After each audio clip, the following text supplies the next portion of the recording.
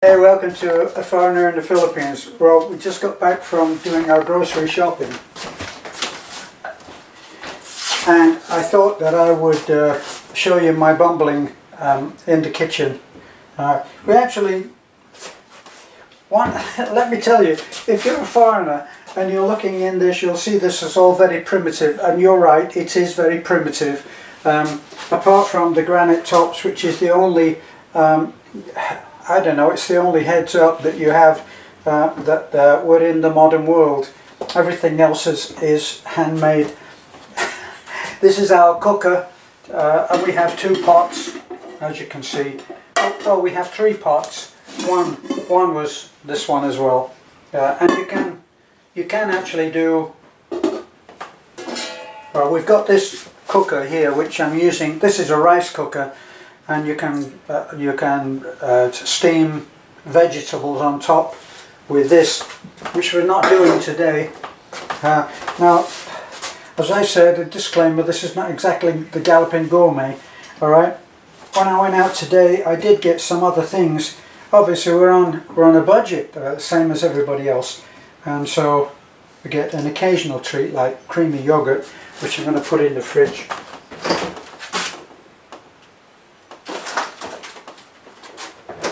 Now, because we always went down to Nanai's to eat, we always used to look in, if we ever got a chance to look in someone's fridge on the, say on television, like Nancy Pelosi's got a multi-million-dollar fridge with multi-million-dollar ice cream. Well, we don't have that. We've got one little jar of yogurt, which we're going to gradually eat. But things are delivered, they're smaller in the Philippines. There's no question about that. You buy things in small packets. Look, where would you ever buy something this size of toothpaste in the West? You know, I don't think that they would do it. But I've seen toothpaste, look, that they even, small as it is, it's even bigger than the tube. But anyway, this is better than going to Nanai's. I should explain the hierarchy here in Nanai's. I'm not touching any food because I've already touched the raw meat, and for as little as I know about cooking, you don't mix raw meat with any other kind of food.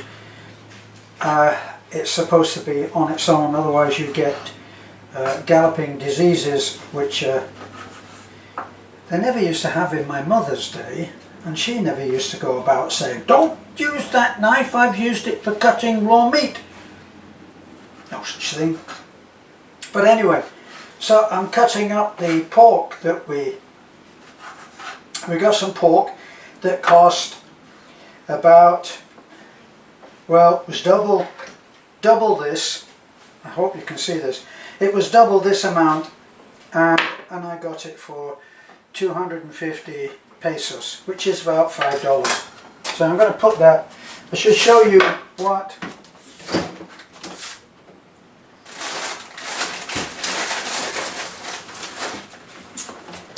see here. Here's what's very convenient at the store. There's lots of good washed cut. It's all cut and chopped, and it's a mixed veg pack. And let me see, that was 25, that was 50 cents, and it's enough for me to put it into what I'm using this as like a crock pot. Okay, so I put it into that. It's already on the way. If I get this other stuff out of the way.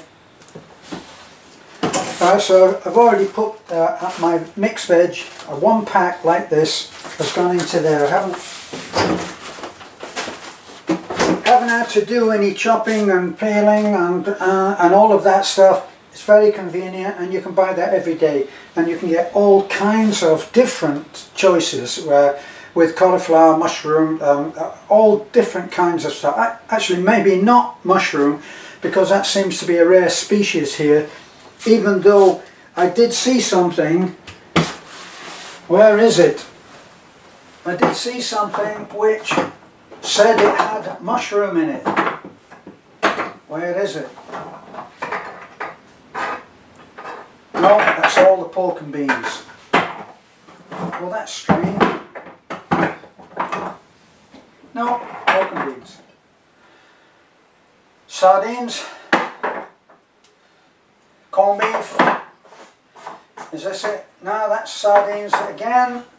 Pork and beans. Well, I'm sure I packed it, so it should be in there. But seems like it ain't. No, that's pineapple chunks. Ah, there we are. It was the same colour as the beans, so I didn't see it at first. But this one says pieces and stems of mushrooms. So I'll put one of those in there as well, which we don't normally taste mushrooms. I bet they'll probably run out of stock of these because once they're sold, they'll have gone so slowly that they won't reorder. One of the trials of living here is the phrase, "we're out of stock."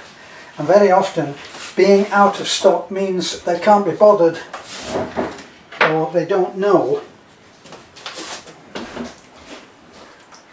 They don't know whether they've got it in stock. So that's going in to be washed. And so is the knife. This is one of the very few things that I know about cooking.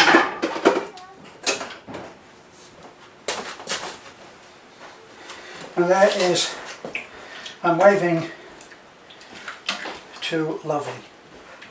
She's a little girl that's staying, our favourite little girl is staying with Nanai along with her older sister LJ, because we're helping to support them. So what else? I'm going to dump a little soy sauce,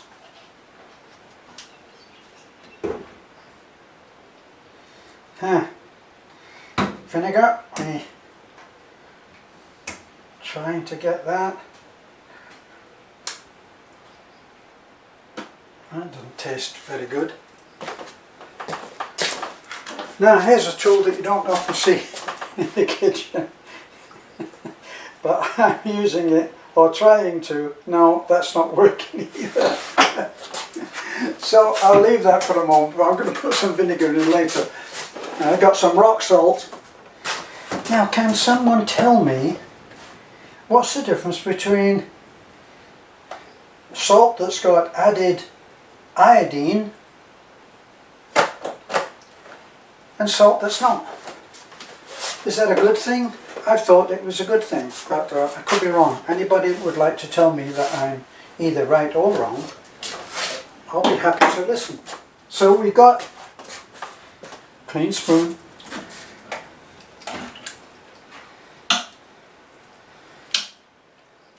see, so this is mostly veggies, and this will cook for a long time. Let me see, where was that can? Did I put it back? What did I do with it? Pork and beans, it's got back. Mushrooms. I'm looking for mushrooms. Now you can see one of the horrors of a Philippine kitchen, and that is the can opener. Now this is a knife that a subscriber very kindly sent to me a long time ago. So it was in one of the boxes, and you open it like this. I just washed it out there, and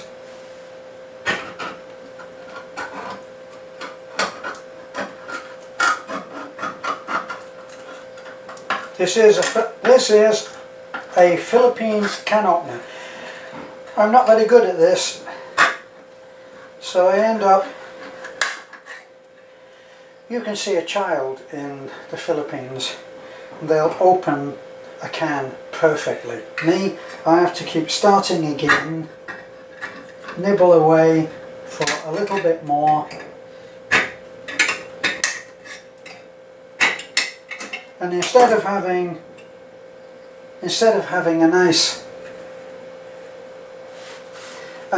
rounded, perfectly cut top, it looks like something that's a medieval instrument of torture, something that might be on the end of a chain in a medieval jousting contest. Well, anyway, we're going to put this is the chunks of mushroom. I'm going to dump them in there. I can't use that fancy cooking thing. Now I'm going to add these mushrooms, which will give taste and blah blah blah blah blah blah blah. Now I'm going to dump them in there. Okay, dump. You're dumped.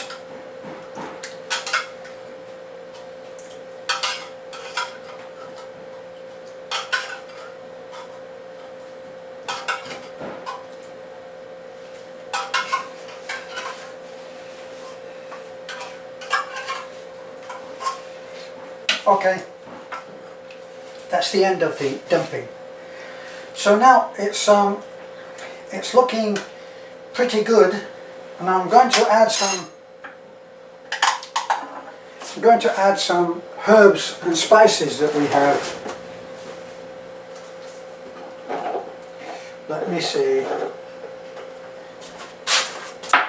Now, this is minced garlic. And I suppose it does, the top does come off, and it works like a salt cellar, but it's still sealed, so I'm not going to bother with it, make a fool of myself. So this is,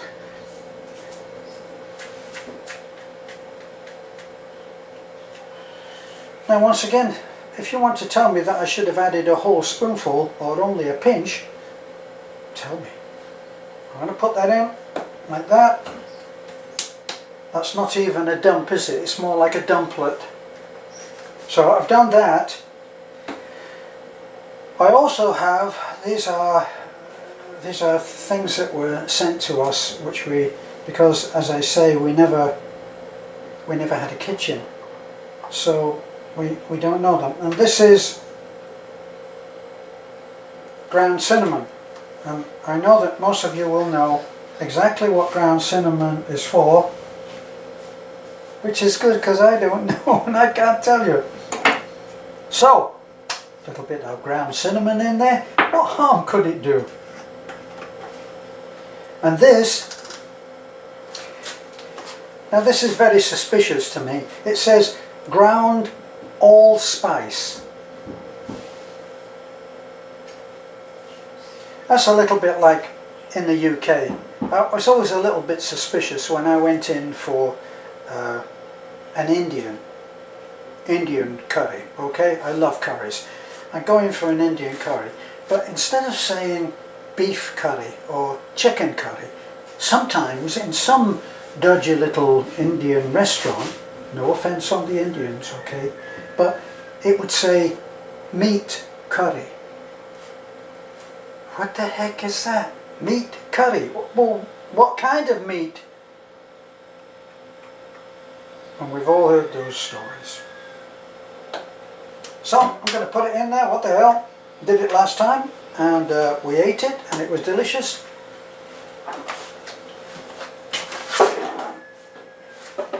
Now this one, I got a feeling that this one is hot. And it's called dillweed. Dillweed. I'm going to chicken out on that one. So that's all the spices that we've got. The last time I actually put some apple cider vinegar in there instead of ordinary vinegar, which actually I could do now because I haven't put any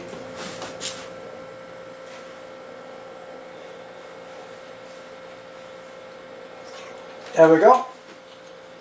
That's what's commonly known as a smidgen of, no, if it's Now you can only put a smidgen of anything if it's bulk, but if it's a liquid then it has to be a dash. So I put a dash of vinegar in there. Okay, now I'll try to get a little bit more water in there, but it is actually right up to the top. I'm still going to wine.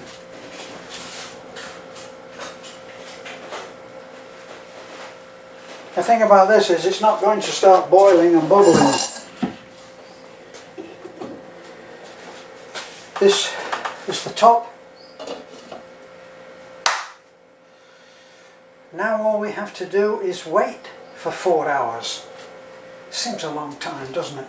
It's actually on, I got this on cook. It says there's only 2 settings, cook and warm.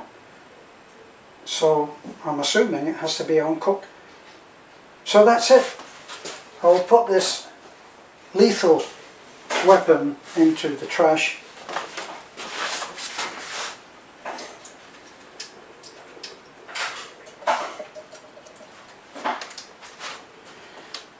There we go. And I'll let you know how it turns out. If by any chance I don't make it to a video tomorrow, maybe I should have held back, or maybe I should have put the dillweed in there. It may have saved my life. Thanks for looking in. Bye for now.